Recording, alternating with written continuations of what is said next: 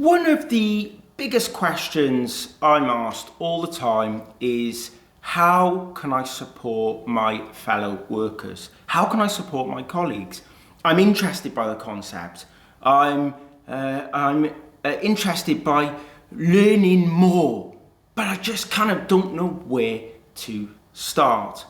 Well, here's some of the tips. So first of all, you have an autistic person in your team. That is one autistic person. That is one life experience. That is one life journey.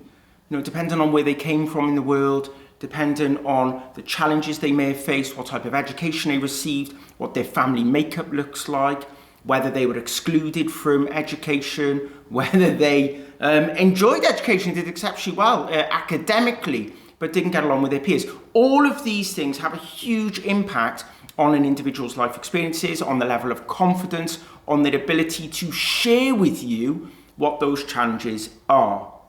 The first thing we need to understand is individuals may not come with the full understanding, the labels that you would like them to have that may help you help them. So when we strip away the labels, what do we really need to think about? What are the strengths and what are the challenges?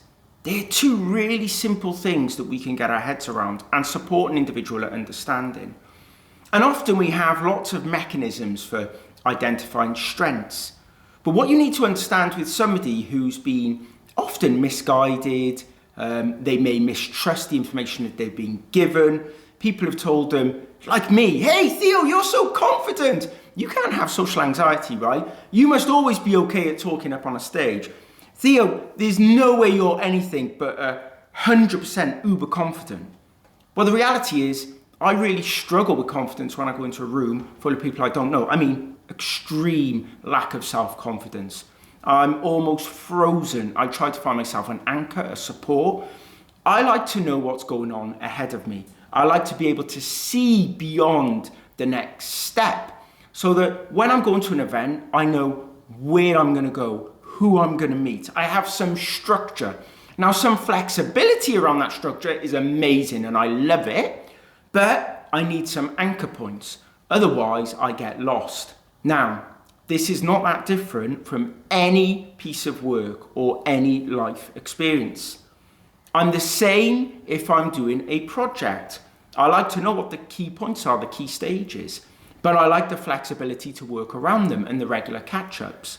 If I'm going to a party or an event, I like to know who's going to be there, who I can meet, what the structure is. Now, when you're working with an individual, being able to map that out for them, whether that's in a recruitment process, here are the different stages, this is what we're going to require from you, here's where we have flexibility, what would you need from us, what changes could we make, what adjustments that would help you.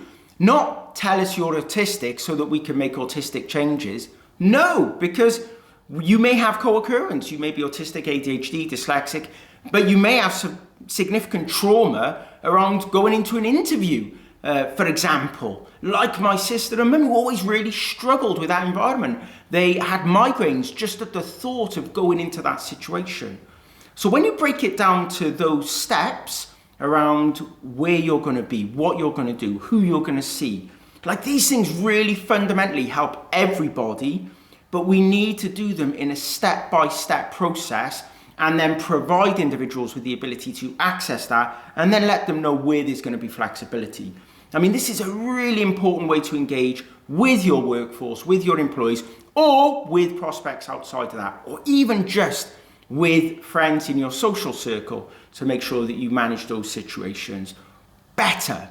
And when we come back to that idea and concept around strengths and challenges, the way that we can start to do that is to support the individual at not thinking about what others have told them are their strengths and challenges, like people telling me, Theo, you must be confident, but actually coming back to, let's really think about this.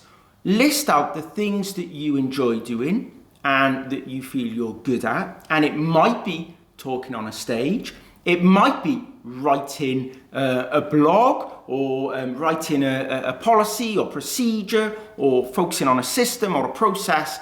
However, even though when we enjoy these things, there are challenges that exist within them. If we can start to identify where the blockers are, where the challenges are, that becomes really powerful. And often they are overlapping. I wrote a 110,000 word book with the incredible Professor Amanda Kirby. However, I'm dyslexic. I failed school. I still can't barely write with a pen, and my spelling is atrocious. But I did it by adapting the process to be able to write. I interviewed people and I extracted that information and content into a way that I could then move it around and I could add my thoughts. The biggest barrier I find every day is getting over that first step of putting, so to speak, pen to paper, but fingers to keys on a computer. And when we start to consider that, Theo can write incredibly engaging content and an award-winning book. But what he can't do is sit down and start. He can't do it. So what can we do to help him sit down and start? And that is the reality. And often when we see somebody with an incredible CV or incredible experience, or they worked on this project over here and they were fantastic. However, when we see them over here, they struggle, they find it difficult, and there are barriers. This is why. Because there is something in there, there is a piece of significant kryptonite that is a part of that process that we as leaders, as managers, as co-workers, supporters can help remove or help bridge over those challenges. But we have to start to have those conversations and we have to build trust. Because for people who may be ADHD or dyslexic or autistic, they may have faced trauma in the past, and the reality is that they may fear that you're going to use those challenges against them. When you find out that they struggle with this first step, you're going to use it as a reason to get rid of them or to shame them, because people would have in the past.